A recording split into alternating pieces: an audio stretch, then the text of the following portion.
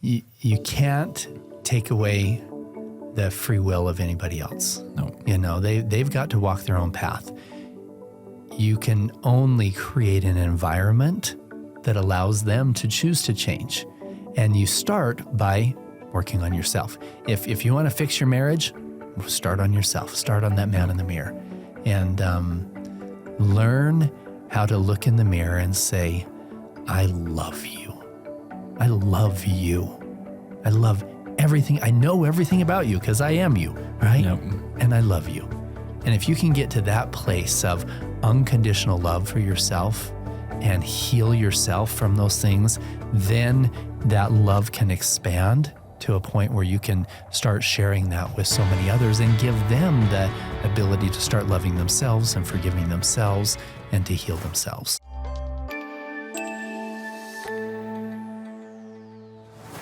Ladies and gentlemen, Let's rock and roll. let's rock and roll. From Salt Lake City, Utah, help me welcome Mike. Mike Martin, come on. Let's Go! Can I call you Hutch now, by the way? Yeah, you can do that. Okay, is that cool? I that's was cool. like, I felt it the other day. I haven't asked permission yet. Yeah. All right, so we got Hutch in the room. We're going to make stuff happen today. We got some big conversations to have. I'll tell you this, I have a little bit of PTSD over Hutch sometimes. Oh, because when I was a teenager, I'm running for student body like vice president, right? Okay. And I had this cool slogan: if it ain't Hutch, it ain't much, right? And I put it out everywhere. If it ain't Hutch, it ain't much. Well, some a-holes decided that they would go around and scratch out the "if it ain't Hutch, it ain't much" and just make it say Hutch ain't much. I'm like, crap. What does that do to a seventh grader, right? Smart asses, they got me. You know what's sad is that years later, I had kicked butt, right? I had built a successful company and I had 4,000 employees, whatever, and I went to a wedding of one of my cousins, and it was at a church house. And that guy who changed those things to Hutch ain't much and was just so hard on me in my junior high school years, he was there. And he was like the bishop of that ward or whatever at the time. And he comes up to me, he goes, "Hey, Paul, it's so good to see you after all these years." I goes, "Yeah, it's good to see you too, Joe."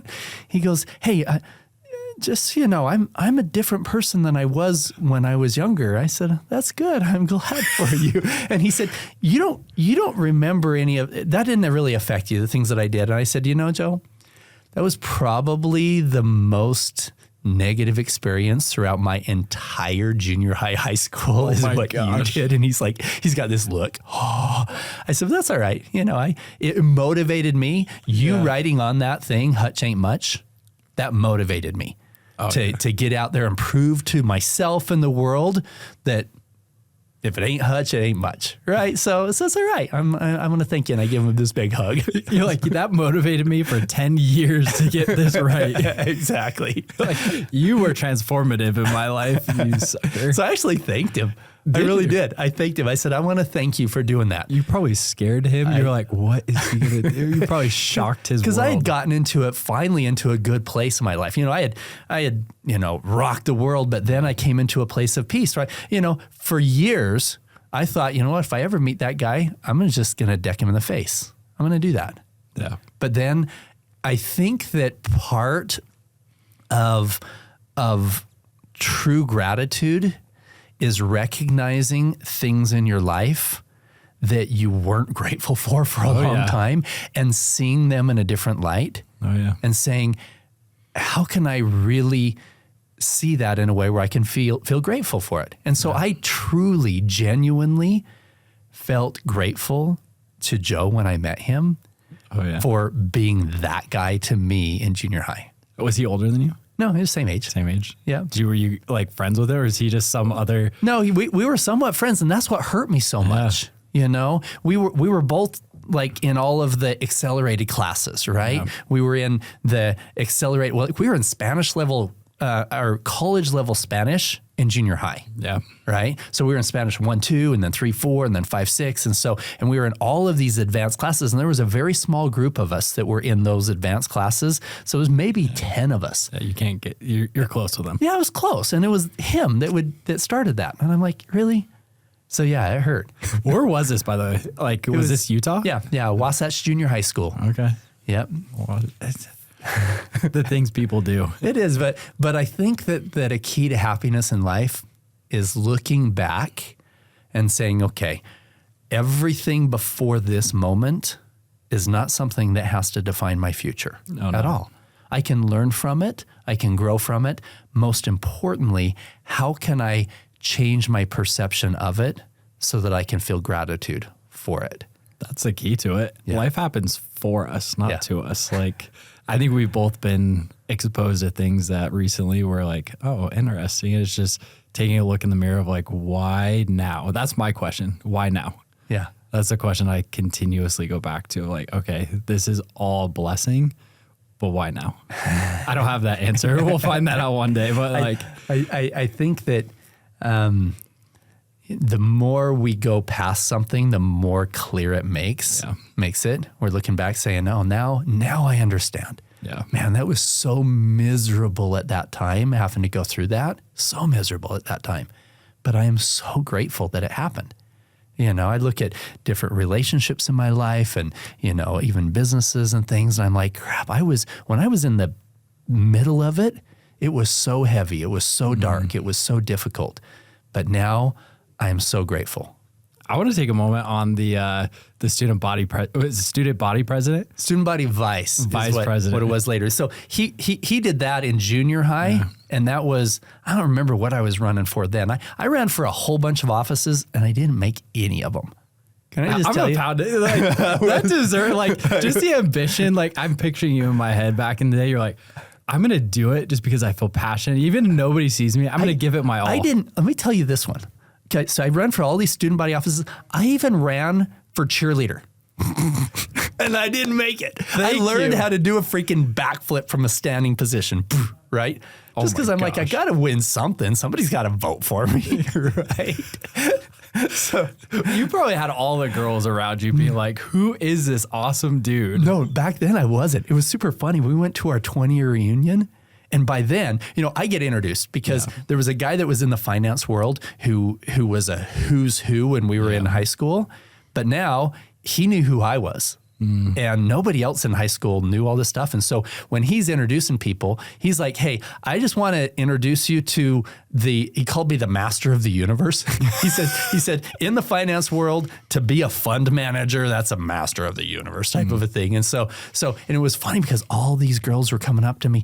They're like, oh, I remember you in high school. No, you treated me like crap in high school. Yeah, you didn't care at all about me. Yep. So yeah, I ran for lots of them and didn't win any. In high school, I ran for student body vice. Okay. And I went to Skyline High School, and it was a pretty big school. And there was like 1,000. I think we had 3,000 or 4,000 students.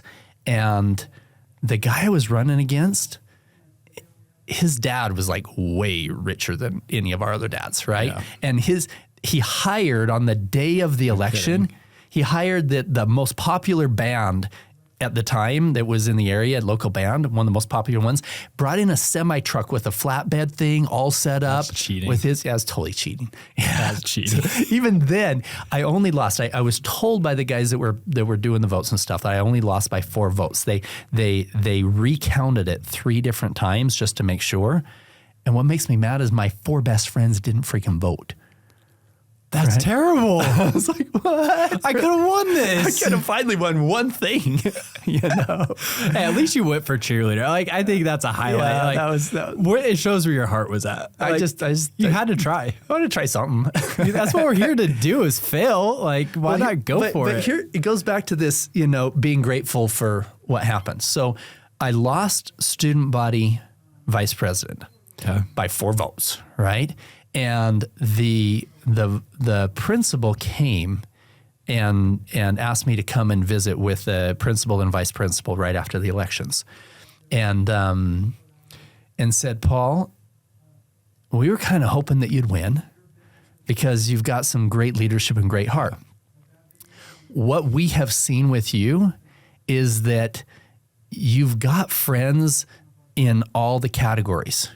You back then we had the rockers and the wavers and the jocks and the smart kids, right? So I had played some football. I wasn't very good, but at least I knew the jocks from that. Yep. I was in the AP classes, so I knew the smart kids. And I liked Def Leppard and stuff. So the rockers, I wasn't out there smoking in the back with them, but I had some good friends there. And the wavers, I mean, although they had to do their hair like this back then. That's why we called them wavers, because their hair was like right in front of their eyes. They had to wave it out. And so I had connections there. And he said, Paul, we're thinking of having a new organization called the Peer Leadership Team. Yeah. He said, legally, if the kids come and share domestic abuse type situations with their teachers, legally the teachers have to turn into the authorities. So a lot of kids won't share it. And so we would like you to put together a team that can help kids with drug and alcohol abuse and abuse inside the home, all of these different issues. And if you could be, so I was actually chosen because I didn't win the election. And so I went to a bunch, like 2-3 weeks worth of training that summer, because this was my 11th grade year. So during that summer, so my senior year, I started the peer leadership team that would help kids with drug and alcohol abuse and everything else. And I think we made a significant impact in the lives of so many kids that I couldn't have done as just the vice president, right? Interesting. And it was interesting. I was in a calculus class. We had it was like a midterm. This was like half of your grade was based on this one test. And the principal comes in and with this distraught look and says something to my teacher. And my teacher pulls me up. The class just barely started. Takes my test, puts an A. This gets me emotional. Puts an A at the top of the test and said, "You're needed." I'm like, I just got an A on this test. I didn't even do anything. I'm needed. Yeah. And so the principal, one of the really popular kids a year younger had committed suicide the night before. And I was needed. And all of that 3 weeks worth of training and my whole team and helping kids with that emotional trauma was so much more important than anything I could have done from a politics standpoint. So, again, grateful that I lost those elections, right? Grateful that the teachers saw the value in what I had to contribute to be able to help these kids through something so difficult. That's a young age to be put in that position and to be called into it. Was that like the first foray into understanding what emotions and the troubles and trials that we face as humans really started? I think so. I think that was a big stepping stone. When I was in junior high, when I had braces because I had real bad buck teeth and nobody liked me and stuff, I went to my dad and I said, "Dad, how do you make friends? And how do you be successful? What does that look like?" And he gave me a book by Dale Carnegie, How to Win Friends and Influence People. It was this old one that he had on his shelf. I mean, he had when he was a kid. It was so cool. Super cool. And then he gave me a audio program by Brian Tracy called The Psychology of Achievement. And I listening to that the first time and realizing that we can change everything about our life by changing how we perceive ourselves. And how we perceive our environment and those people around us. And we can help other people heal through our words and our actions in a way that we can simply change how they're perceiving things. And so that was kind of the introduction. And I wore those tapes out. We had those cassette ones, cassette players, yeah. I literally, so many times that my Sony Walkman would eat them. Like, suck it all in. I'm like, crap. I wind it back up with a pencil. That's what happened back then. And so, what year was this, by the way? Oh, wow. Let's date this. That was 1984. Okay. Yeah, 1984. You weren't even born yet. Nope. Not around then. Cassette players. VHS was around, but not cassette players. I barely got introduced to that. Uh-huh. But I want to so it would have been 11th grade introduced to this. One of the things that you hit on that like segues into a lot of this stuff is like, you know, you mentioned one of the most popular kids took his life. Yeah. Like, let's sit there for a second, because I think in some of the things that we've been exposed to or learned about, it doesn't matter where you are on the spectrum and where we are in life, we all have these human emotions. Yeah. And just because we are, quote unquote, considered popular does not make us exempt. Yeah. In fact, it almost exacerbates Yeah. some of the things that we're dealing with, because we have so much to lose at that point. And so, like, what have you seen in, you know, that early moment? Maybe this was a friend, maybe you knew him or not, but like taking people that have potential influence and then seeing how they are today, and even on a bigger scale, but connecting those two pieces. Yeah. Because no one's immune. Yeah. We're all going through this human experience, aren't we? Yep. Yeah. And like you said, sometimes it gets really lonely at the top. Mm-hmm. You know, you're super popular and everybody knows who you are, but you don't have anybody you can really trust. Yep. You don't have anybody you can really connect with on a heart level. And I've seen it a lot, not only back then, but, you know, in raising the fund. One share in our fund was $1 million. You had to have at least a $5 million net worth even for us to be able to present to you. Most of our guys were $50, $100 million families. And it was super interesting how, as I got really close to these guys, because I'd become, you know, when you're managing a whole bunch of their portfolio, I'm taking them to the NBA games and we're going to dinner, I'm creating relationships, and some of them would really start opening up about what they were dealing with. And on the outside, everybody wants to be them. Yep.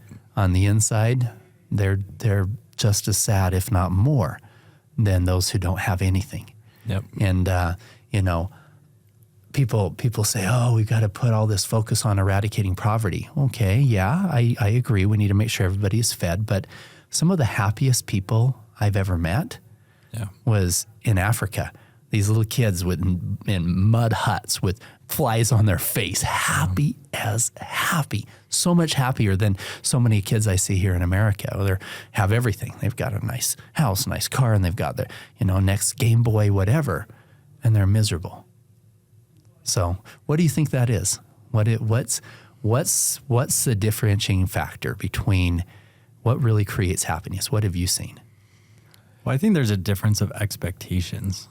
And expectations that we see in society, but also that we put on ourselves. Because I had the opportunity to work with a lot of influencers, and, you know, as people get to scale and you have this validation of like, I am this person, people see me, you stop evolving as a person.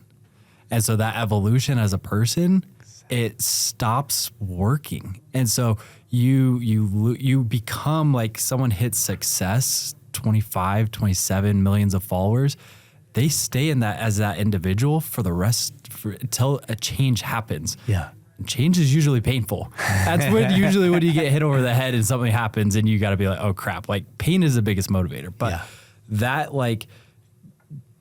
is one of the biggest things. But also when we set standards, like my in-laws are in Samoa right now working, and there's kids that show up to the basketball court without shoes on. And I look at them like, they're probably happier than we are here because they don't know the difference.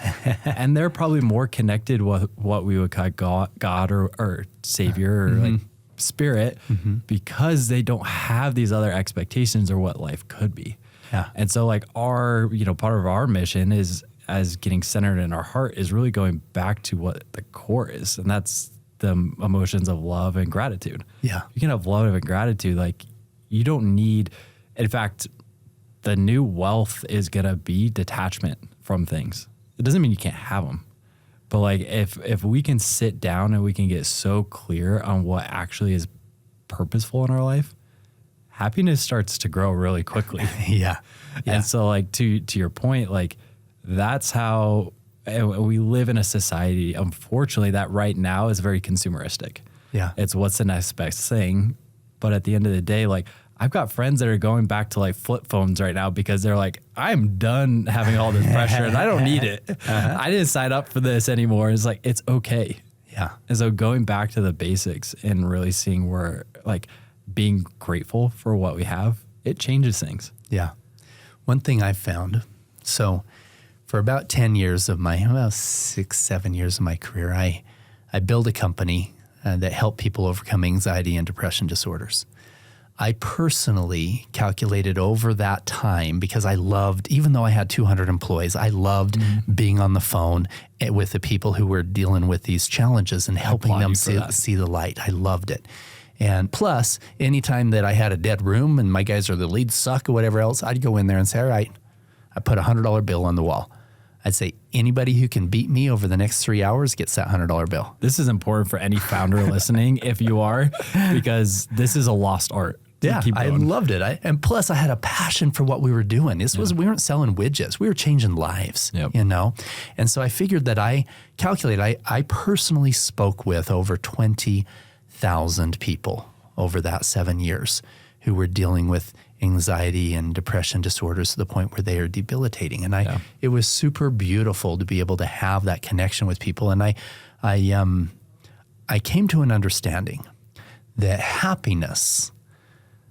I believe happiness comes from two things.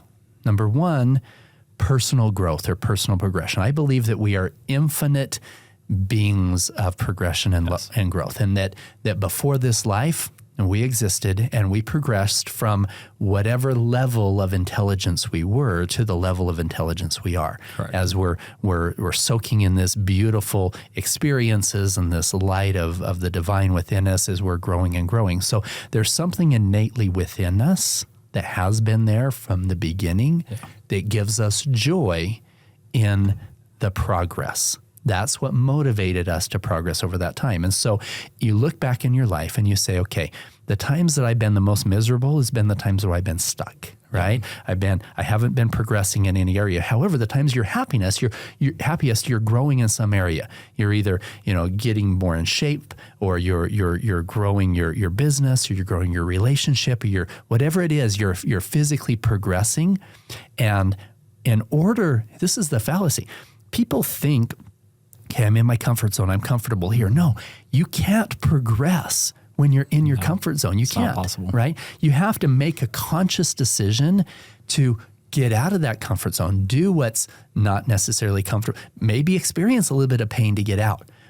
But in doing so, in getting out of that comfort zone, then you start to progress and you start to grow, and that's what creates happiness. Yep. And what's interesting about that is the understanding of the finite versus the infinite, right?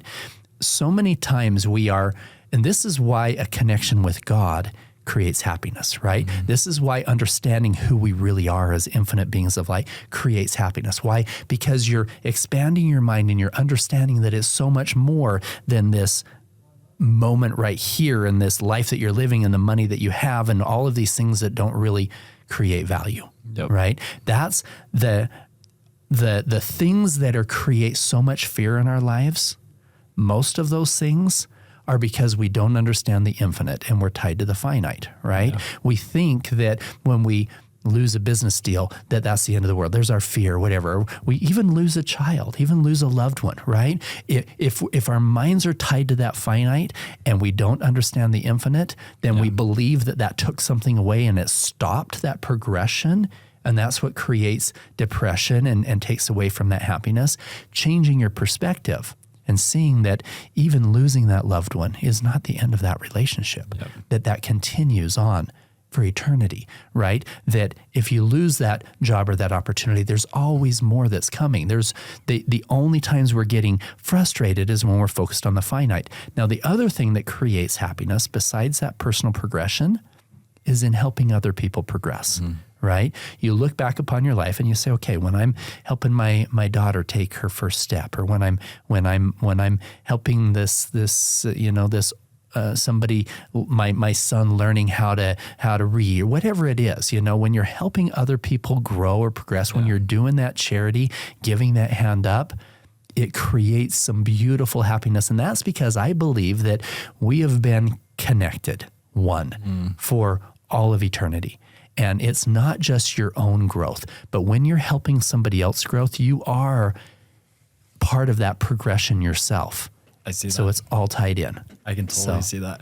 I think, you know, this is more of like a business topic if we were to kind of segue, but in a way of like failure. And I think people are afraid of failure, but it goes back to happiness of how do we set as leaders the expectation that it's okay to fail? And I think sometimes we put things on a pedestal that perfectionism is also the antithesis to happiness.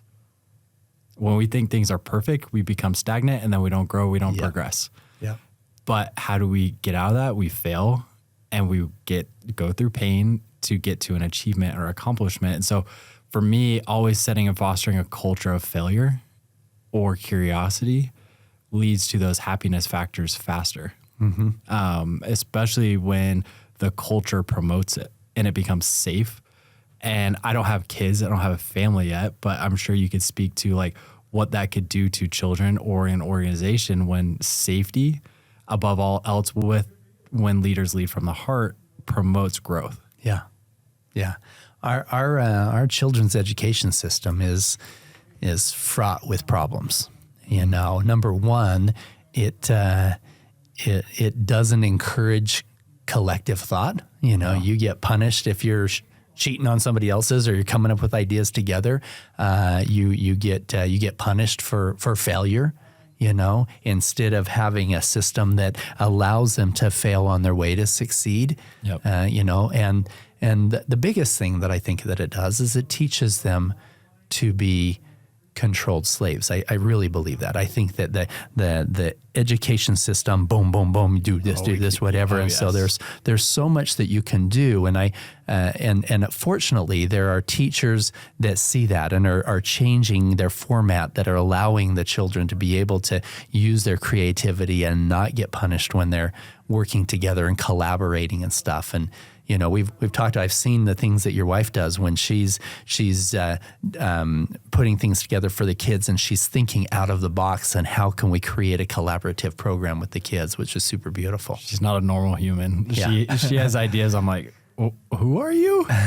One of the things that you touched on was this collective consciousness. Yeah, and I think that's something that we can all tune into in a way of You have big things. You have a book coming in different aspects, but how happiness also ties into God is being individualistic and bringing our own talents and gifts to the universe. Mm-hmm.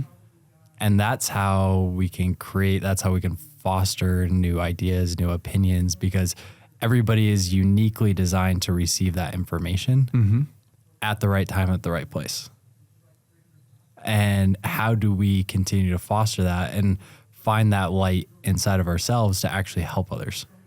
I think people need to.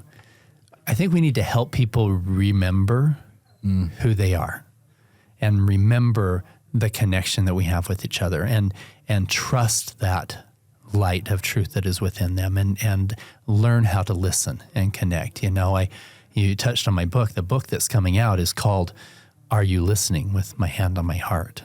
Not are you listening with your ear? Are you listening here? And being able to really listen to that still small voice of truth that we are all born with.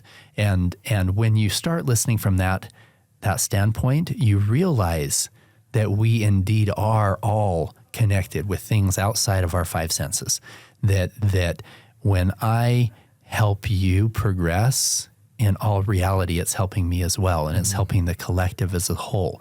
And that beautiful connection that we have with each other, with the earth, with the entire universe, if we can truly understand that and harness that together, there's miracles will happen that we've never seen in the history of the world. I think this is a good, let's dive in, and we can keep talking on any aspect of this, but like, when you start talking about remembering who you are, being connected, I'm curious, like in your life, when was the first moments that you were just like, you had, whether it was intuition, divine inspiration, what were some of the moments you were just like, this is interesting? And for me, I can give you an example. When I was in high school, I was an EMT. So I thought it was the coolest thing to save lives. I like getting in an ambulance in the middle of the night with the lights blaring, like that was the coolest thing. And one of the nights I was getting ready to go on shift because it was during the week. We didn't get paid. It was from 6 p.m. to 6 a.m. in the morning. We were up all night typically. And I had this prompting. I was like, you're going to see your first dead person today. Oh, wow. I was just like, be ready for this. I was like, okay, this is interesting. We ended up getting a call for someone that had passed away and we had to go do CPR on them. And it was my first like, why was this message put in front of me to understand what was going to happen tonight? Mm-hmm. And, you know, at that time I was spiritual, like in the LDS faith and like believed in higher powers, but it was like one of those things where it was just like connected to something and a message that came through that I couldn't explain. Mm-hmm. And those are the coolest moments when you can tie into this greater power of like, what are these things that are supposed to be happening? So I'm curious if you had any of those things at a young age where you're just like, okay. I've had a lot of them. I've had a lot more recently when I've been doing the undercover child rescue work. As a child, I always felt a very strong connection with my Creator from a very young age. I had no doubt whatsoever that I was a child of God. You know, that connection was there, and it was super, super beautiful. And I so many times I was protected. But I think what happens is that we have to really start feeling, especially as adults, you know, we to really start recognizing that, we have to start operating from a place of unwavering faith, right? Yeah. It is throughout our life, there are so many things that just knock that out of kilter, right? We're not able to have unwavering conviction about so many things because some things haven't worked or whatever else. And so when I'm doing the undercover work, the reason it was so easy for me to have unwavering conviction is because a lot of people think, okay, I don't know if I should be marrying this woman, if I should go to this new job, they don't know if it's in line with what their God wants, right? But in those situations, it's easy for me to have that faith that it is 100% in line with what God wants. I don't care if somebody believes God's a woman or a man or a mountain or a stream or a universe or whatever. There's not a higher power anywhere that's okay with a child being sold for those kind of things. And so because of that, it was easy for me to hone in and have that unwavering conviction that I'm going to find the kids. And I saw more miracles in that work than I had ever seen in my life. And it allowed me to fine tune those listening skills in a way where then I could use it in so many other areas of my life that as long as I knew that I was acting in integrity and going the right direction that I wanted to in my life, that it wasn't just, hey, does God want me to build this company or whatever? No, God is connected with all of us. And if you decide that's what you want and you operate with unwavering conviction and infinite love, then that's where manifestation comes faster than you could imagine in every area of your life. I want to set the tone on that for just a second, because when I first met you and we were talking about the undercover stuff, and, you know, I've went and watched some of the documentaries now, like, I don't think the average person understands what that means to actually have unwavering faith in these moments. You're like, it doesn't matter who you are, how much money you have. You're in a third world country with people that have guns, and you are not Paul Hutchinson. You are essentially, you are a facade of an identity. Yeah. You typically, like, if something went wrong in that country, you could be arrested.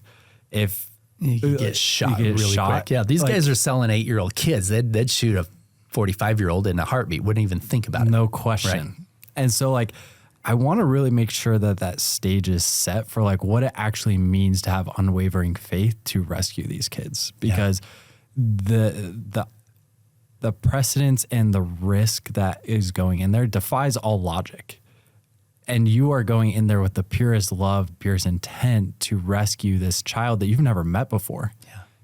with the only intention to save their life. Yeah. And that's all that matters. Yeah. So I want to make sure we captured that, because that was like one of the biggest aha moments after hearing, unwavering faith. Like, that is challenging it to an extreme. I'll tell you one example. You may have heard this before, but I'll tell the audience. I was in a very much a third world country. I mean, this was one of the highest murder capitals in the world at the time. It was about, I had a fairly new team, some ex-Navy SEAL guys and some other operators. And it was about 2 a.m. and we haven't found any connections. And I said, guys, can I take lead? Are you good with that? And they said, yeah. These guys say you're really good at this. I want to see what you do. And at the time I had led over 20, 30 different rescue missions. And I said, every single time I have found the youngest children being sold by the worst guys in a very short period of time. You got to follow exactly what I say. And then I said, first of all, I need you guys to understand how I see fear and faith. I said, most people think that faith is going to church and asking God to fix things in their life that they don't believe are going to be fixed. That's not faith. Faith is a principle of power. It's the most powerful law in the universe. And it's simply this. It's the unwavering conviction that what I want to have happen will happen. And I said, and it's also important to understand that fear and faith cannot exist in the same person at the same time. The reason behind it, in a way, they're the same power. Right? People who believe bad things will happen to them actually attract that and create that in their life. People who believe good things will happen attract that. Fear is faith in reverse. Fear is thinking about what you don't want to have happen and putting emotion behind it and actually attracting things into your life that you don't want. Yeah. This is why it's so important to control your thoughts and to control your emotions. And so I told him, because that fear and faith doesn't exist, I said, I might do some things tonight that you guys think are a little bit stupid because I feel safer here and than in downtown Port-au-Prince, Haiti, than I do sitting in my office in Salt Lake. Yep. Because of that one principle. I said, I might operate a little. I said, have you seen the movie Finding Nemo, right? And that second one, Finding Dory, this stupid fish with a 2-second memory. Yep. And her parents are somewhere in the ocean complex and she's just going to keep on swimming. And finally, she finds her parents, right? I said, I might operate a little bit like Dory tonight, right? Because I'm not gonna follow logic and protocol. Yeah. I'm going to be listening. Right, I'm touching my heart, and these guys are okay. Whatever, dude. Right? I said, okay, just drive. They're driving. I said, okay, stop right there. He said, that motorcycle gang guy, yeah, right there. He said, what are you gonna do? I said, that guy knows something. I can feel it. He said, well, we need to survey the area first. It's a pretty dangerous area. I said, no, actually, we don't have time for that. He's gonna be gone. In fact, you guys are going to scare him. I mean, these guys are all tattooed up, big, tough guys. I'm just me, I got pot belly here, right? So I'm working on that. So I said, you guys stay here. I'm going to go out and talk to him myself. He's like, are you stupid, Paul? I said, look, I'll buy you pink panties when we get home. I don't have 2 weeks to find out who's selling kids. I said, he knows something. I got out of the vehicle, walk over, and this guy he pulls up his shirt. And he's got a gun that's tucked in his pants. He just shows it to me. I'm just listening. I mean, this is a dangerous place, right? He's showing me a freaking gun. I'm just listening. I pull out a $100 bill, hand it to him. He's like, what's that for? I said, that's for you. You keep it. I said, I have another one for you if you can help me with something. Got a friend. He's going to be here in a few weeks. Wants me to set up a party for him. He likes 10-year-olds. You get me in touch with somebody who has what he's looking for, I'll give you another $100. He's like, you're effed up. I said, I know, so is he, but he pays me well and I'll pay you another 100. He goes, I know somebody. I knew he did, right? Yeah. I could feel it.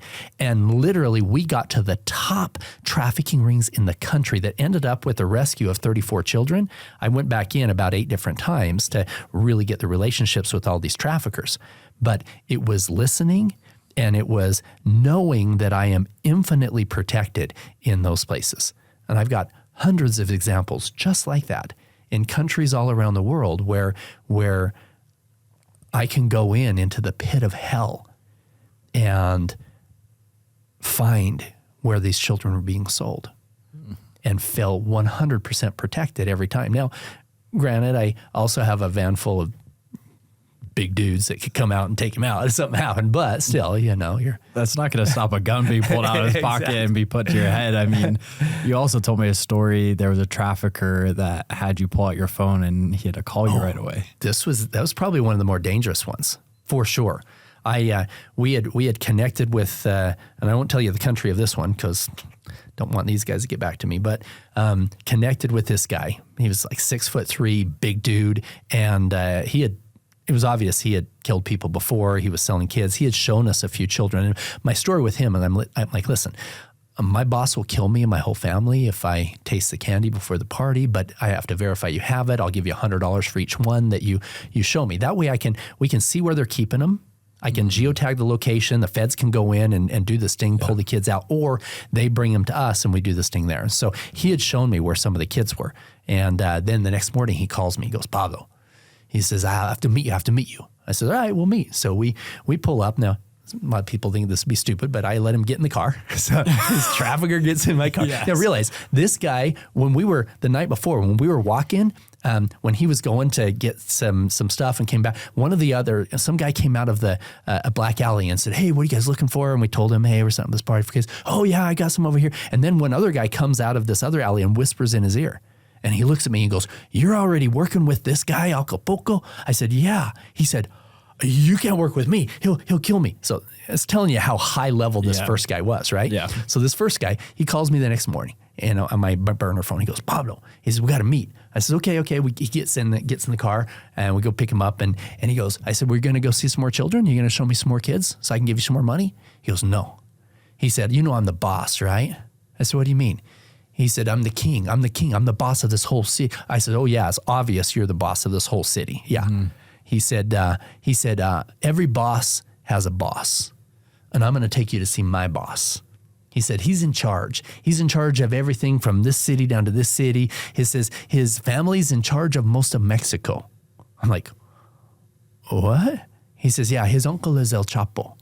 I'm like, oh crap. Right. Now we found out later he wasn't tied to that, but he was man in charge of this whole region in Latin America. Right. And we pull in and this is black truck and it's lowered and it's got these big rims and it's gorgeous. And he's obviously man in charge. He's got nice $2,000 shoes on. There's multiple guys that we could see that had eyes on us, weapons on us. And he gets out and he goes, what you looking for? I says, you know what I'm looking for. He goes, yeah, I heard. He said, I said, I hear you're the guy that can provide what I want to provide. He goes, yeah. He said, I have everything you want. I said, how many you got? He said, I got 20, 30 children right now. Mm-hmm. I said, good. That's what my boss is looking for. I said, and do you have any that are, and we start talking about ones that 0 kilometers, children that weren't being sold yet, which is a dark conversation, right? Yes. And because if we can get the children out before they're ever raped the first time, that's a miracle, right? And so then he's back and forth with this energy. Yeah, you're going to pay me this for those kids, whatever else. And I said, listen, I'd like to work with you. I'll pay you $100, just like I did with your friend. I'll pay you $100 for each one that you show me, because I need to find out where he's holding these kids. So you show me 10 kids, I'll give you $1,000. He goes, nope. He said, you're going to give me $2,000 right now. I said, well, why would I give you $2,000 right now? If you tell me that you're going to show up at my party with cocaine, I'm not going to pay for it right now and hope that you're going to show up. How do I know you can provide what you say you can provide?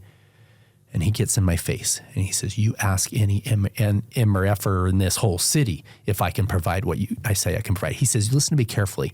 Those guys that you talk to on the streets, they all work for me. The police, they all work for me.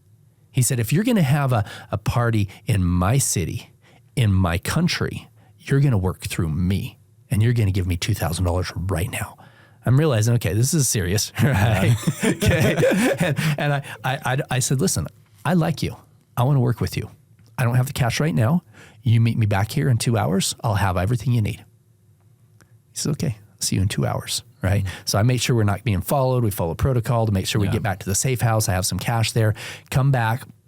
A couple hours later, now I see at least 8 people that are behind buildings and everything watching us, right? This is a super dangerous place. And he says, you have my money? I said, yeah, I've got your money. Do the 2,000 just like that. Then this is where it got super scary. He said, give me your business card. Fortunately, I had one of my undercover business cards on me. I had guns on me, right? Yeah. I pulled out one of my cards for my undercover profile, and he holds my card, and he said, and he pulls out his phone. He said, now, he said, give me your number. So I had to memorize my number that was on that card. If I didn't have it memorized, then, so he's holding my card, and he has his phone out. He says, give me your number. So I give him my number. Fortunately, I have my undercover number memorized, right? And boom, he types it in his phone. He says, show me your phone right now. I pulled out my phone, and he dials it. And fortunately, I was smart enough to have everything all tied together, right? Yep. So my undercover phone was tied to my business card. Boom, it rings, and he smiles. He goes, I like you. He says, come here. Now, I would have been dead right there, for sure. He says, come here. And he goes over to this black truck that's all lowered and gorgeous, and he opens up the doors on either side, and there's these 3 children that are in the back scared to death. Mm-hmm. He says, you like? I said, yeah, my boss is going to like that. He says, I got a whole bunch more. So 2 weeks later, it was we rescued 24 children on that rescue, including a little 13-year-old American that he had brought. So anyway, yeah, that's faith right there. Yeah, I mean, that's hardcore. That's not a normal amount of emotional intelligence to be able to go through that. And the missions that you were on really taught you unwavering faith so it can show up in other areas of your life and to be able to do the work that you're doing on the deepest levels. Well, and it brings us back to where we are right now. If my passion was to eradicate that evil from the earth, just doing undercover wasn't doing the job, because there was more children being sold now than there was 10 years ago when I started.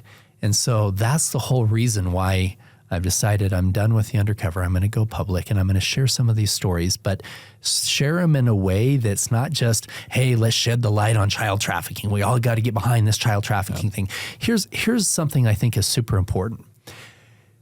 You don't solve poverty by showing pictures of poverty to affluent people. Yep. Okay. Yes, you need to get the affluent people to share in a way where they can create a platform and an environment for those in poverty to get out.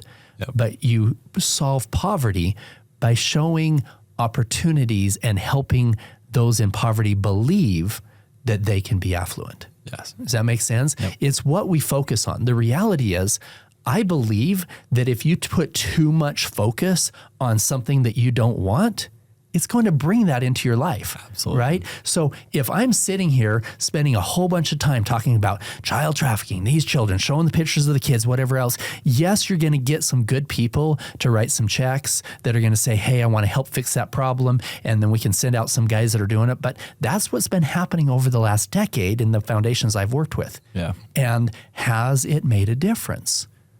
It hasn't. Yes, it's made a difference in the lives of those children that we pulled out of hell.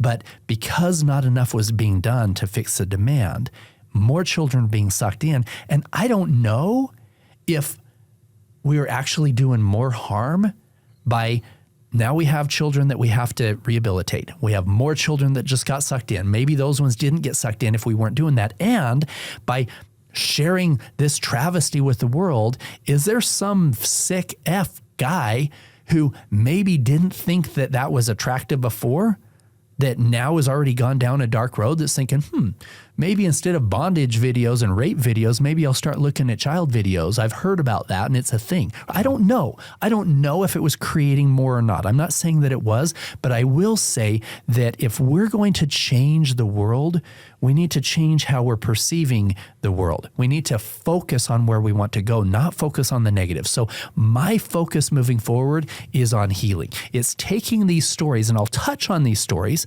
because people are like, wow, that's amazing, but not delving into it. I'm not going to talk about really what was going on with those kids. That's super dark. right?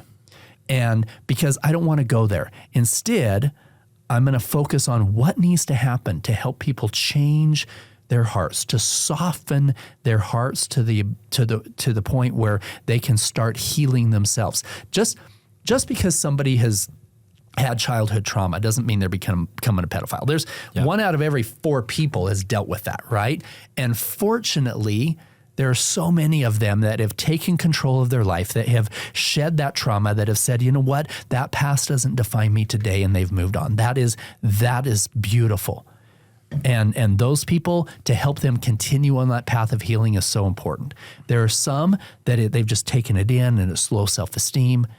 There's a small percentage that are creating this massive problem, that are growing up and hurt other people. So if I can focus on having compassion for them, especially before they cross the line, before they become a contact offender, if we can help heal them, then we save the children before they're ever victimized in the first place. I think you touched on, one thing in this healing journey, because you said the spectrum, right? Mm-hmm. We have people all over that they might not even know that they have trauma that they need to change or deal with. And that's like that at the starting point becomes, how do we make people aware? And then how do we move all the way through and every walk of life to the point where, going back to the original conversation that we had from a finite to an infinite amount, and tying that back together, because then we can start shedding more awareness. Like, I think the organizations that you've created are going to continue to foster, and they're going to continue to solve some of those things. And it's awareness and knowing you will be caught. There's no hiding anymore. Oh yeah. Yeah. And so like that's there. Like but how do we also take the people that are at the beginning or don't know, so we can start spreading and helping them find their light to then share it with others, and it cascades. Here's the sad number. The average age of somebody who either remembers or comes out with the fact that they were abused as a child is 52 years old. That's too old. That's my age. You just called me old. Yeah, it's so funny. But that is too old. Exactly. I've lived my whole life. I've got grandkids already. That's what I mean. It's too old. And how many people did you have at your business? Exactly. So here's what happens. If you're living your entire adult life up to this point with this deep set trauma, right? With things that you don't even remember, and you're thinking, wow, why was I so quick to anger? Why was I verbally abusive to my kids? Why can't I fix this? What's going on with me? What's going on? And it's likely because there were some things that you've buried. Our subconscious mind does a really good job of kind of putting walls around things and protecting us, quote, right? And unfortunately, our traditional therapy isn't working. Nope. For years, we would have victims that were in their 20s and 30s that we helped to rescue as part of these things. And 20 years later, people that were abused as children that have been in therapy for decades, we're still holding on to so much of that trauma. And so, maybe we can start talking about different tools that people can use that are different than just, hey, tell me about your mother, lay on the couch and whatever. There's so many more tools available that I believe the entire world needs. Not just the 1 out of every 4 that were raped as a child, right? We're talking anybody who is holding on to anything before this moment in time and trying to define their future based on that past. Yep. How do we let go of blame? How do we let go of judgment? How do we let go of that trauma and that pain that is just dragging us down? What are the things that we can do to release that in a way where we can step forward and live a healthy, happy life, that we're not going to pass that trauma on to the next generation? And I think what, you hit on things and keywords that everybody's in their own spectrum, whether it's like healing is a spectrum, to performance is a spectrum. And like we can all ask the question, because I think what's come to me, because talk therapy doesn't help. It's a good starting spot, but that therapist will take 3 or 4 months just to get to know you. And then it's like, okay, now what do we do? You typically outgrow that therapist. And I've been in that. I've had my own experiences that have caused me to seek help. And that was my mindset, my mental health journey the last 2 years, 3 years. But really going back to like, you can't save others until you save yourself. Yeah. Any marriage counselor is going to say that. Any good coach is going to say that. They're going to have you look right in the mirror and say, let's start here. And then you can start thinking. You can't actually, I'm going to correct myself, because you can't solve other people's problems. You solve it inward, and then you show up and then you show people how what's possible. Yeah. And then you become an example. Yeah. Yeah. You can't take away the free will of anybody else. No. They've got to walk their own path. You can only create an environment that allows them to choose to change. And you start by working on yourself. If you want to fix your marriage, start on yourself. Start on that man in the mirror. And learn how to look in the mirror and say, I love you. I love you. I love everything. I know everything about you because I am you, right? Yep. And I love you. And if you can get to that place of unconditional love for yourself and heal yourself from those things, then that love can expand to a point where you can start sharing that with so many others and give them the ability to start loving themselves and forgiving themselves and to heal themselves. I think you touched on the exact point of like, when you can dive in and have love for yourself, that frees you up from all past burdens and future projections that you might create because of that anxiety. Yeah. So being in that moment and being present, that helps ground yourself. That helps put you in a space of love so you can actually see yourself for what it is, and then be able to love those pieces and have permission. I think the other piece is everybody has permission to not be defined by who they were. Yeah. And if we can get over that stigma and be able to have a heart space that allows us to be the better father, the better husband, whoever we need to be, that gives permission for a whole new set of opportunities. Absolutely. So tell me about your healing journey. Where did it start? I could tell you where hell started. I know the exact moments. I was running a company, young, and we had 35 employees. It was a tech software company, so we didn't need many. And I had partners that had built the world's largest telecom business, and crazy money was flowing through. Access was not a problem, but when it came down to being human, that was a step that was missed.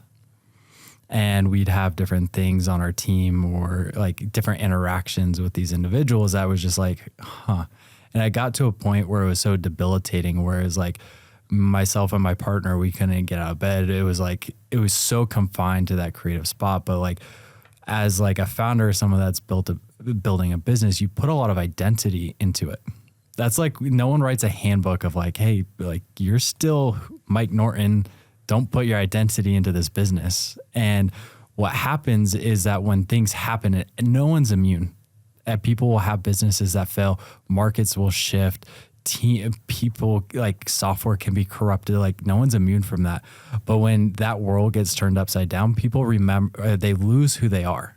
And that's when my journey happened, is when, I was going back to these spiritual prompts, but I was told on a Sunday that the next Thursday was my last day. I get on a Zoom call. My board the person that I created this business with wasn't even on. That's actually one thing that I want to say. If you're going to create something, have the integrity to be the one that finishes it. Yeah. But I get on that call and my world was just upside down. The industry we were in were restaurants. And so COVID it shut down our entire industry, our entire pipeline, everything. Wow. And during that time, my wife was dealing with her own anxiety and depression in a spot where there were severe things, whether it was like wanting to take your life or different things that was just like my world was collapsing and I was observing it happen and I didn't know what to do.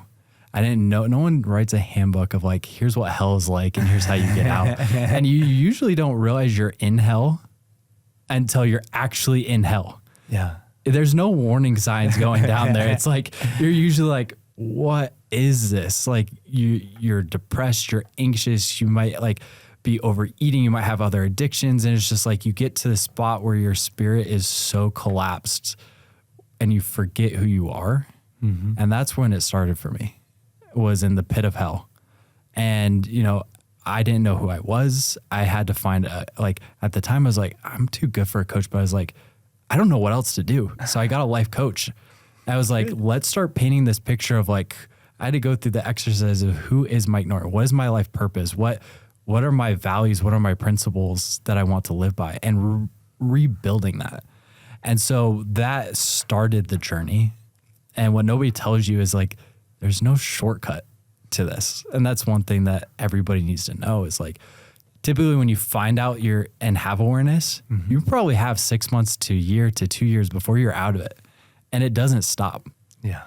Like you can witness it and go back, but like, it's also like for anybody that might be listening is it's comforting to know that there is an end in sight. And I can strongly say that, but I also wouldn't be here where I am today if I didn't have those experiences.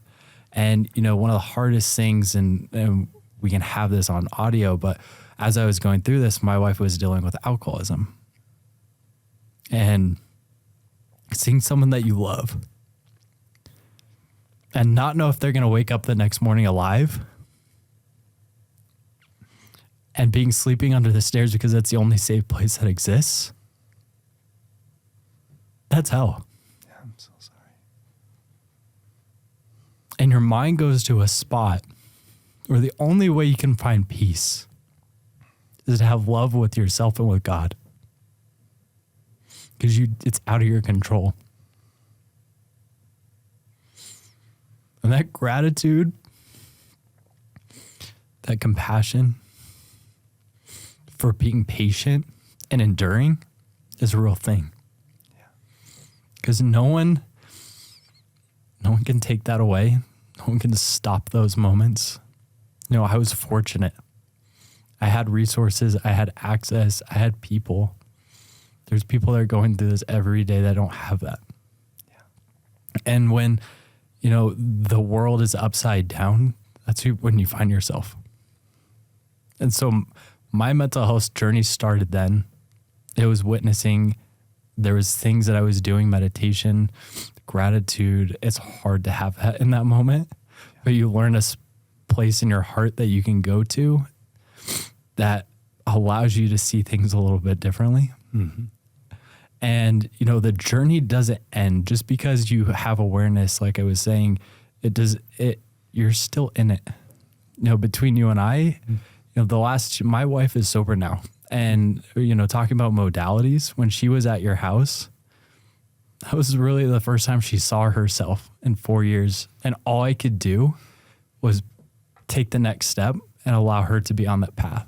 It's been so beautiful to see her heal, to see her find herself, her true essence. Everybody that saw her in that transformational experience that we had at our house saw this beautiful soul in her. And then she did the work. It wasn't just, hey, here's a healing experience and you're going to be better tomorrow. No, there's plenty of people that go into these healing retreats that we put together that don't take the bull by the horns. She did. She wanted it.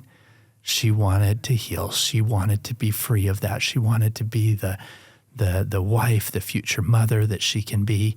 And it was super cool to see her massive transformation. And you holding space for her is all she really needed. And that is one of the most beautiful things that anyone going through this or having a loved one through this, it's holding space and knowing that you are not the reason that this is happening. Because I think it's really easy to look at ourselves and be like, why is this happening to me? What did I do wrong? And the reality is we are all on our own journey, and we have to show up for ourselves. And when we show up for ourselves, then we can help others. And there's a lot of things that we may never understand. Like, I was never through the experiences that my wife had as she was a child growing up. I don't know those experiences, but I know that they reflect outward, or people in general, business leaders, influencers, people of power.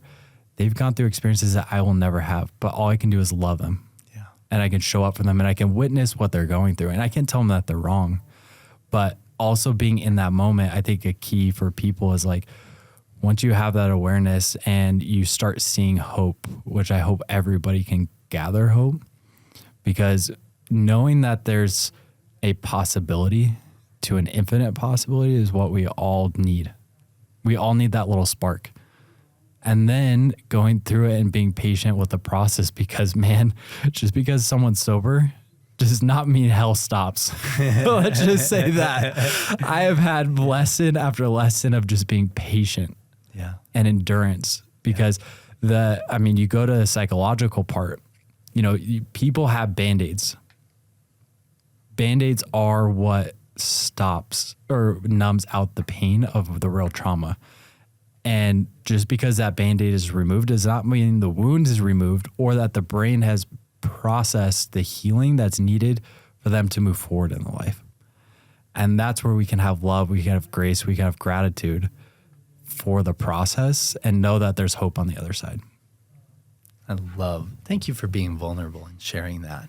It's needed. It is, because there are so many people who feel super alone, and they don't have the guidance, of what to do, and they don't know if they can ever make it through it. So knowing that somebody else has been there and that it gets better is so important. When we had the Attacking Anxiety program, the reason we were so effective is that the videos that we had and the audio tapes that went with the workbook were people that had been through it before. Yep. It wasn't just somebody that said, hey, this is what the book says you should be doing right now. No, these are living, breathing, loving human beings that had been there before. And it gives people the most important tool, which is belief. Belief that they can make it through it, that they can have that freedom from what's holding them back. And, we touched on this earlier. These kind of challenges aren't reserved for any one demographic. We're all humans, right?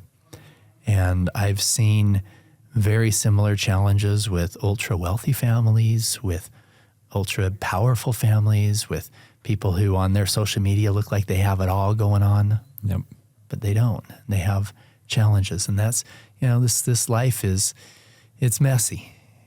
And a lot of times we ask, why do I have to go through all of this? Well, the struggle is part of the growth. Yep. It's you think about a butterfly, that's the before it becomes a butterfly, it's in this cocoon.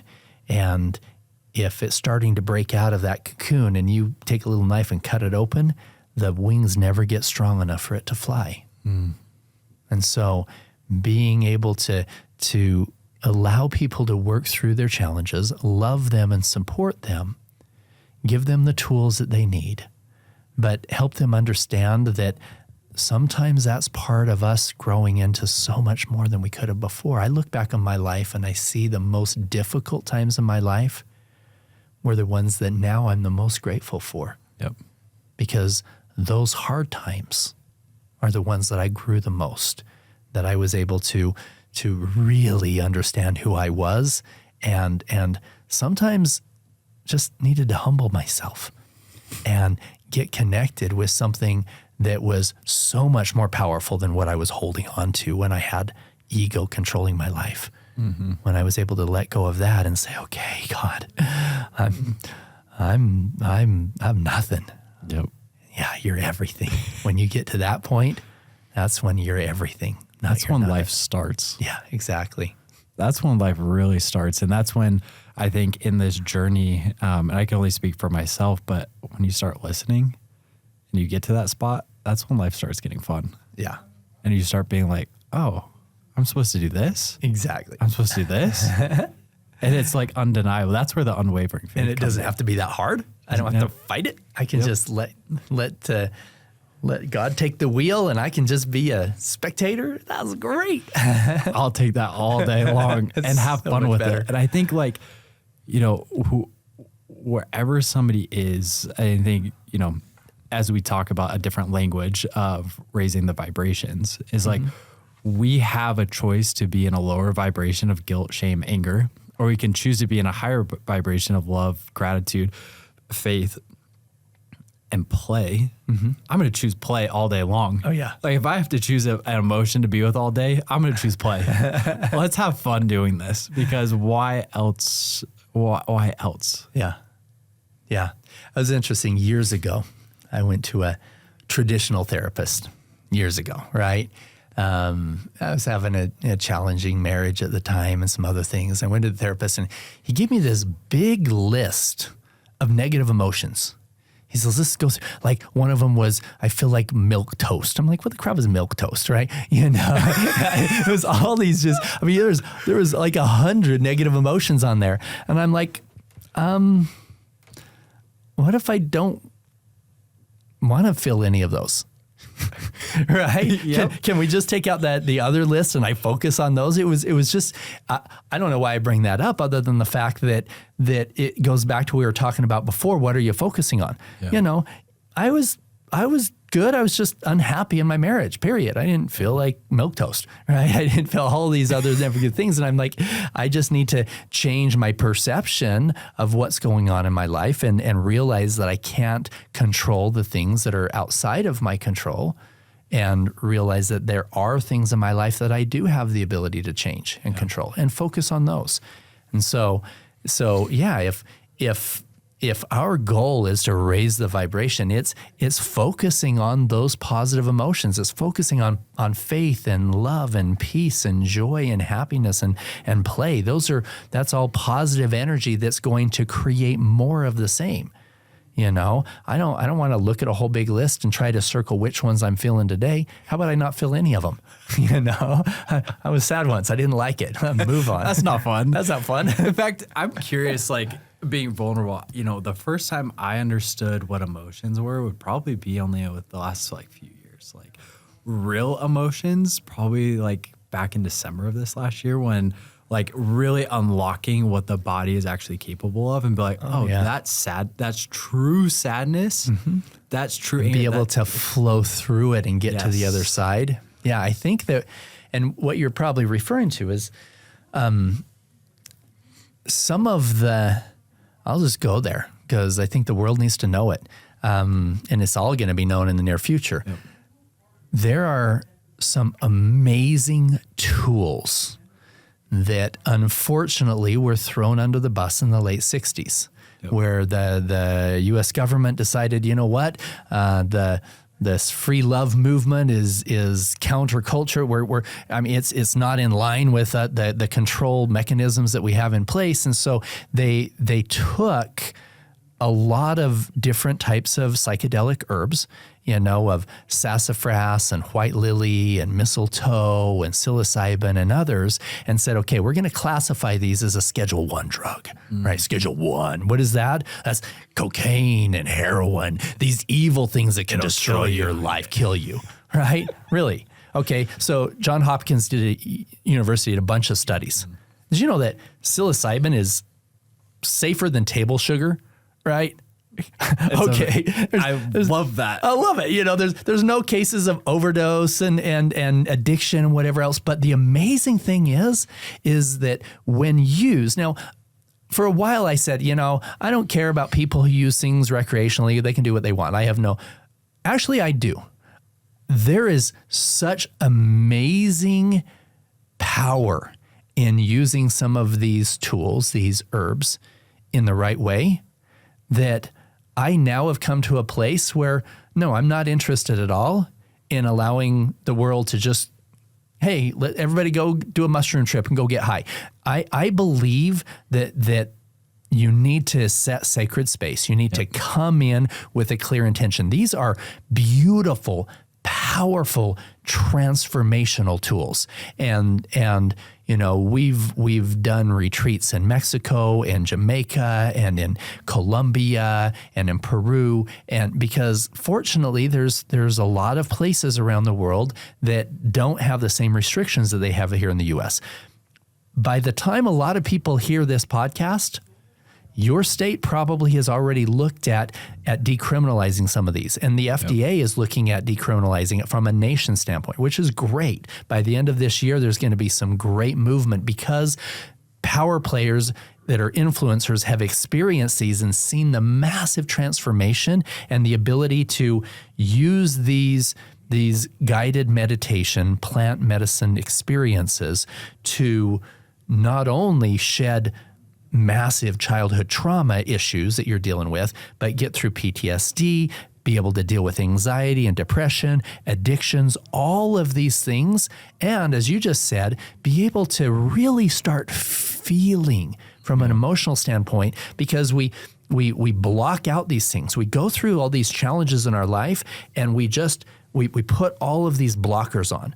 I have a really good friend who was a Green Beret who did some undercover with us, that came to me and he said, Paul, I've heard about what you're doing with some of these healing retreat stuff.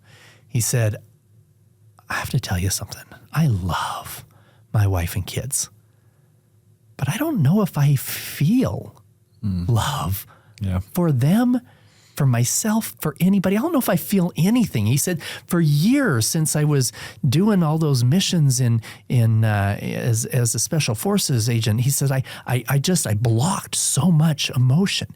He said, and then when I went out undercover with you and I felt, these kids that were being sold, it was just, I just kind of blocked it, just block. He said, and it affects my personal life as well. And so we went through, and his wife was dealing with anxiety, and she had been taking anxiety medication for decades. And we brought them into one of these healing experiences.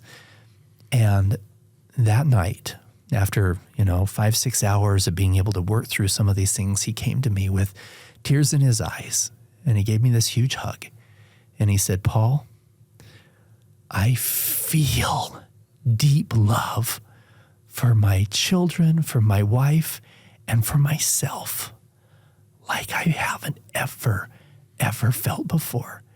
And it was so beautiful to see that softening of his heart and that opening of his heart to the point where he could feel those emotions back and forth, and he could feel that love and transformed his life and transformed the life of his wife as well. She's now off of her anxiety medication. That's beautiful. So these are transformational experiences that I hope everybody takes a minute and does some research of their own and realizes that there is nothing to fear there, that these are tools that can truly allow you to break free of these chains that have been holding you back for so long.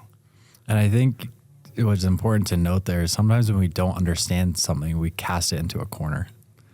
And if there's a way to save a life, we almost have an obligation to ask the questions of what else is out there. And you just heard a story of what is possible. And we have an obligation now to do our part in this process to help be educated and share that story of what is possible, which is part of the next phase. Absolutely.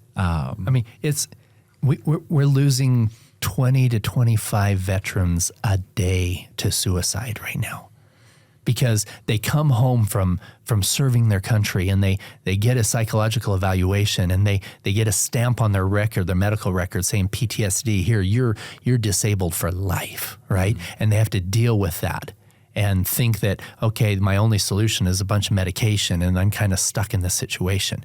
You're exactly right. We have an obligation to look at the tools that are available to help people heal. And I think that it may not be for us, but if you know of someone that's struggling to the point where, like you said, clinical therapy might not always work. It serves a purpose. And to being and consulting with the right people in this process is important. But also there's modalities that we're talking about that can save a life if it's needed. And we need to ask those questions. Yeah. I think we're there. I think that within the next year, we're going to see some national measures of decriminalizing and even legalizing some of these tools in different states. We've had Oregon and Colorado and parts of California that have already decriminalized it. Nevada has already had it on its ballot, and they're moving forward. We were super close in Utah to have it actually decriminalized with certain parameters, but our governor didn't want to be the first state to have it decriminalized. He wanted to wait till the federal, which I understand, Yeah. And the truth is the bill that was coming through wasn't going to work. The bill that they were trying to push through was super restricted. Okay, under these parameters, you have to have 3 locked doors between you, and it kept these herbs in the same light as super dangerous, right? Yeah. They're not, but they do need to be in a guided meditation space with a trained facilitator, and you can have absolutely miraculous transformations. Which I think is a beautiful part in this. And let's not say this is a fix-all, cure-all. This is the starting point. This is one of the tools. Yeah.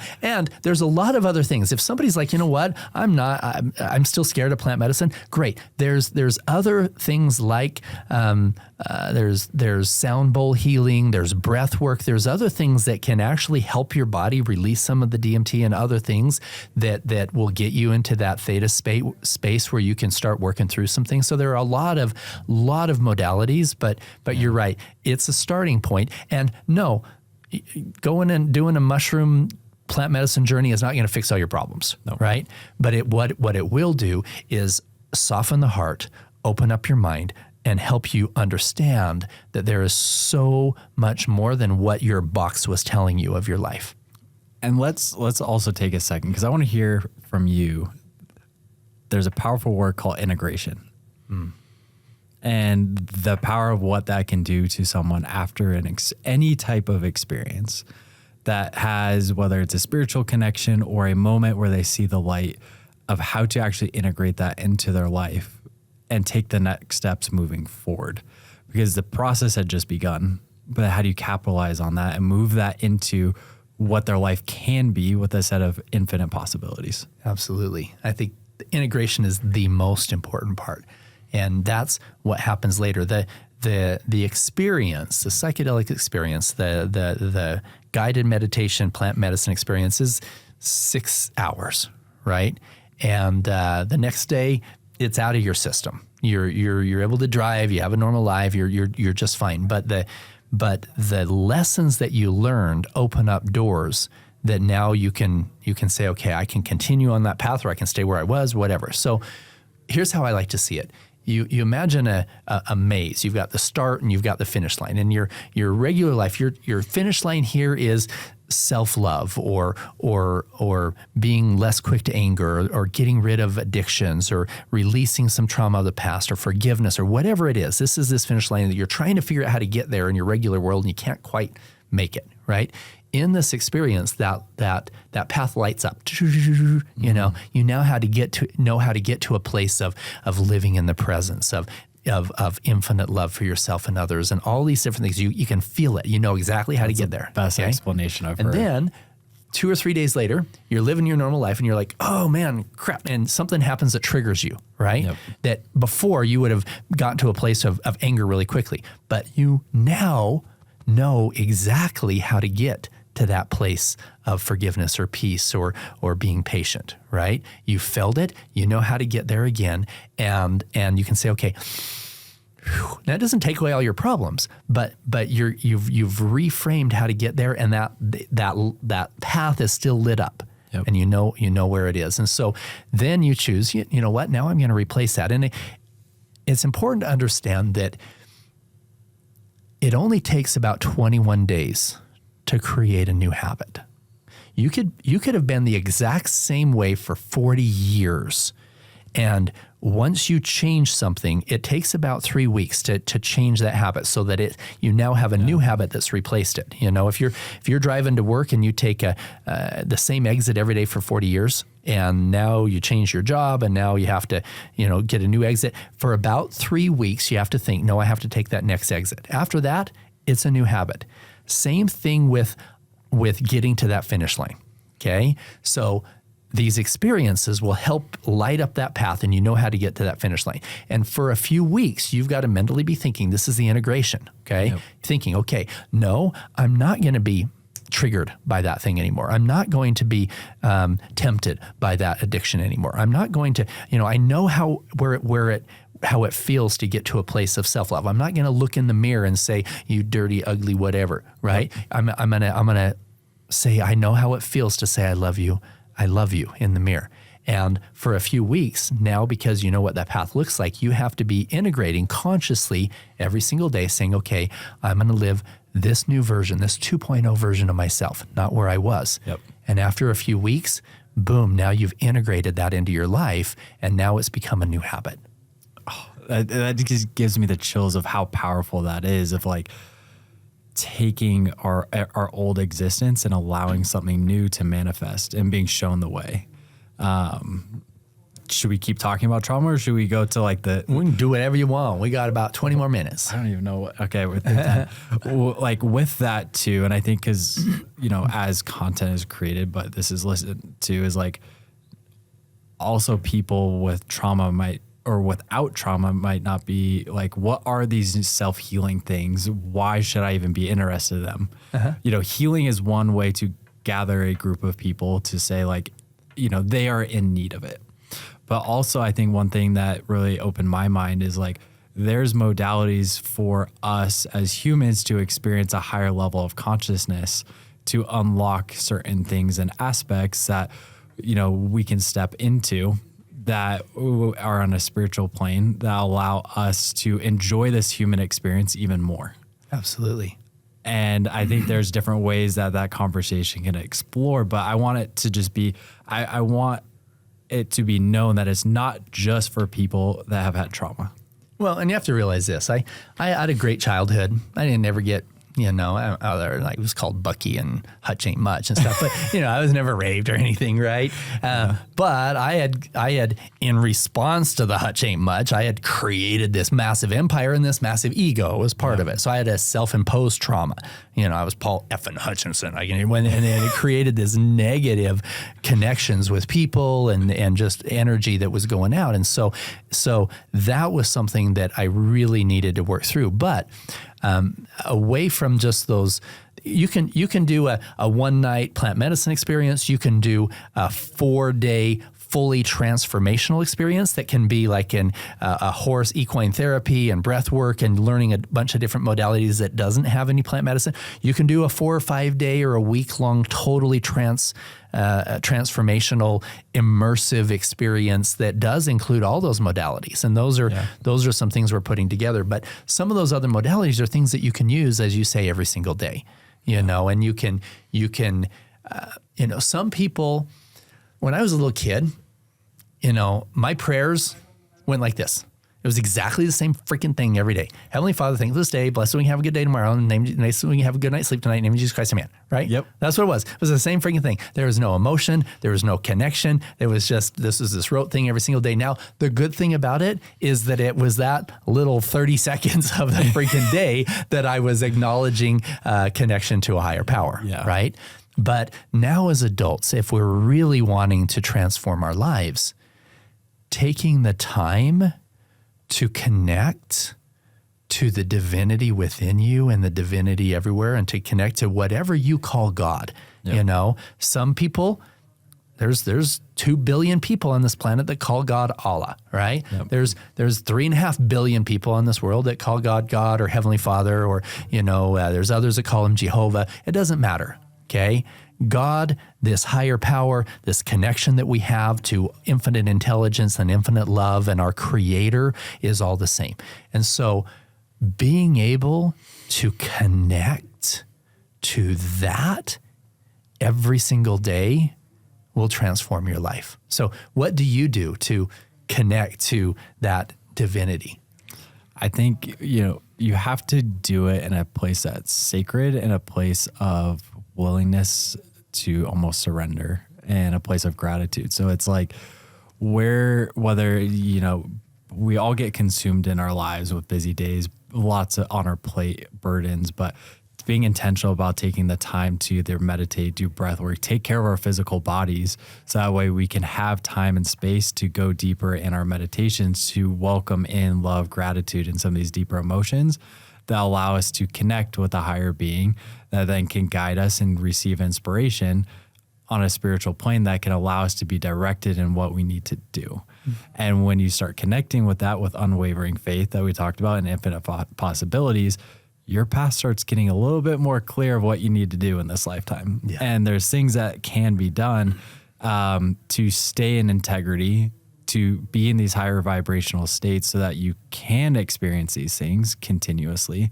and to have gratitude throughout the process. Because, as gratitude or thanks is given to the universe, that's how we can receive. And being intentional about being in that space and allowing life to happen for us, not to us, allows you to continue moving forward in that direction. And there's different things that people can do, whether, depending on where you're at in the spiritual plane. I grew up in a religion that was very, I think a component that I want to touch on is seeking outward approval for or from God in order for us to receive. And that needs to be changed and shifted to, we are the God, we are the creator. We have to be intentional and be humble enough and be in a spot of gratitude so we can receive and be open to take that, because that's how we are all connected. Yeah. I think one of the challenges that we have throughout all of mankind is a deception of division that we've been taught that to fear. We've been taught judgment, and we've been taught that we have to go through somebody else to get to God. Yep. That we have to be worthy of God's love. That we are not loved infinitely for who we are, and that we are separate from each other and from God. Yep. When you're thinking, okay, God's in this, universe really far away, I'm gonna send a little beam of a little email to him. He's a really, really long ways away, right? Yep. Can you hear me? Can you hear me now? He doesn't respond back on that email, but it's a one-way thing, and then someday it's gonna get, because it's so far away. Yep. That it might not get to him right now, but because even at light speed, he is so far away. I mean, these stars that we see are thousands of light years away, right? That's traveling at the speed of light for thousands of years. So how is my message from my mouth that, verbal is only going, 700 miles an hour, right? Yeah. How is that going to get 1,000 light years away if God's so far away, right? This is the perception, unfortunately, of, okay, and not understanding that, no, God is here. God is with us.